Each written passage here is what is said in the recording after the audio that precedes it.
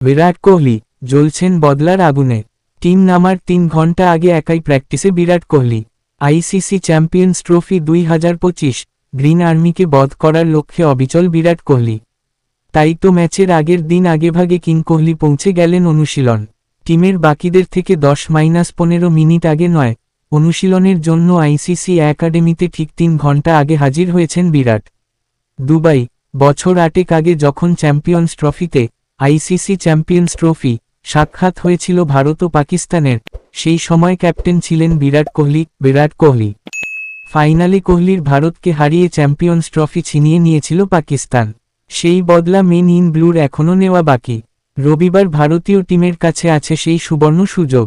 Green আর্মিকে বধ করার লক্ষ্যে অবিচল বিরাট কোহলি। তাই তো ম্যাচের আগের দিন আগেভাগে কিং কোহলি পৌঁছে গেলেন অনুশীলন।